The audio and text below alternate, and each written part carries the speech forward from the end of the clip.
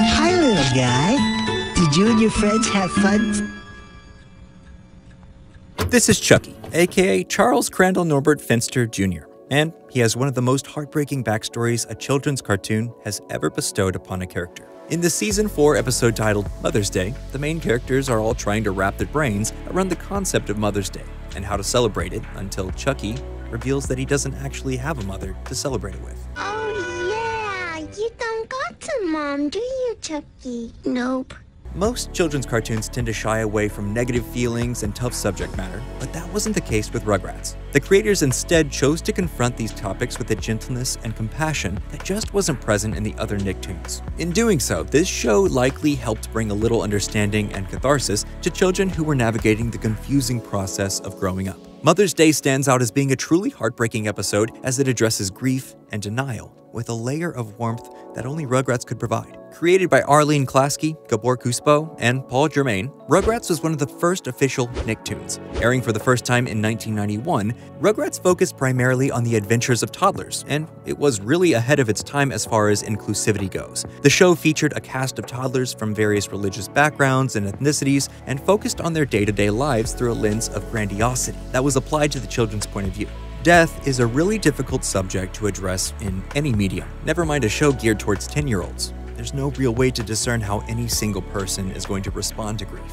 Addressing grief with hundreds of thousands of children through a cartoon about toddlers is even more difficult. It needs to be generalized enough to not seem targeted toward any specific person, but you can't be too vague with children either. Otherwise, they won't understand the messaging. It's a very fine line to walk, and in this episode of Rugrats, the folks over at Klasky Cuspo walk that line with ease. Mother's Day starts off with Angelica berating Tommy, Phil, and Lil over their lack of understanding about Mother's Day. You babies are so dumb. I can't believe you lived to be one. It's in this opening scene where the writers cement the idea that this episode is going to be a learning experience about Mother's Day and what it means to our main characters. After some shenanigans with what could arguably be the first imagining of a Roomba, Chaz and Chucky show up, and we note that there's something kind of weird going on with Chaz. He enters with a box in his arms and asks Dee Dee for some time to talk privately. After some more vacuum shenanigans, we cut to Chucky explaining to Tommy, Phil, and Lil that he can't partake in their Mother's Day adventure because he doesn't have a mom. We also get the added detail here that Chucky doesn't know why he doesn't have a mom.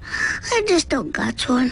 Subconsciously, we are now making the connection that whatever Chaz wants to talk to Dee Dee about is related to Chucky's significant lack of a mother. There's an efficiency and a subtlety to the writing here that you just don't see often in children's cartoons. Where normally cartoons use big moments to keep attention of the viewers, Rugrats directors Tony Vian and Norton Virgian approach the subject matter of this episode slowly and carefully. The next scene is really sad to watch. Chaz finally has his moment with Dee Dee and explains that he has a box of Chucky's mother's belongings that he wants Dee Dee to hold on to them so that Chucky can never find them. He seems incredibly broken up over this box and displays some very human responses to the awkwardness of the situation. And it's here that the writers drop another hint as to what has transpired over the course of Chucky's life. Chaz says goodbye to the box once it ends up in Dee Dee's closet, which is an unusual thing to say to a box. It's a simple and effective way to show us that this box is really important. Chaz is hiding this box in the same way he is hiding his own feelings of grief over the death of his wife. Chucky goes outside to catch up with the other kids on the quest to find a Mother's Day present for their moms, and there's a little reminiscing done in this moment. Tommy, Phil, and Lil all recount some fond memories of their respective mothers,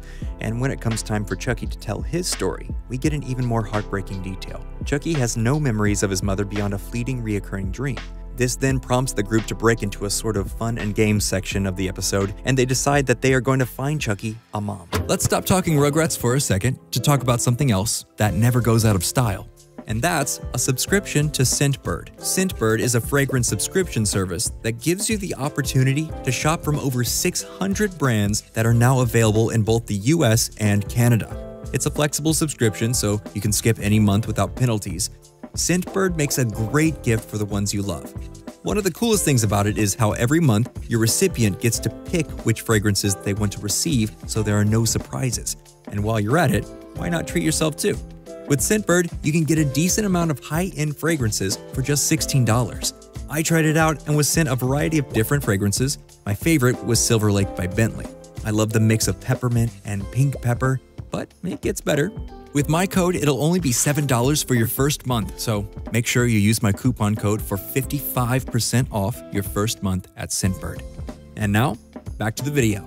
This entire sequence is really, really tragic. Chucky revels in the motherly touch of a dressmaking mannequin, gets kissed by Spike, and Lil spits in his face. All the while, Chucky is completely on board and open to the idea of having literally anything serve as a de facto parent. This episode really puts the character of Chucky through the ringer. After being spit on and literally thrown into a garbage can, Chucky is then emotionally manipulated into servitude by Angelica, who takes advantage of the fact that he will do anything to have a mother. She strips him of his identity by renaming him Blaine and forces him to do her bidding at pretty much every turn. Chucky's a stupid name. Blaine's a TV name. As if indentured servitude wasn't enough to torture poor Chucky, Angelica takes it a step further and begins emotionally manipulating him through a sort of passive-aggressive guilt trip over a flower. Then she drops an atomic bomb on him by saying that he needs to forget about ever having a mother, which the writers then make Chucky take to heart. And as far as you, Chucky, you can forget about having a mom, ever. The kids eventually end up locked inside of a dark closet while trying to avoid Angelica. This just so happens to be the same closet in which Chaz has hidden the box full of memories.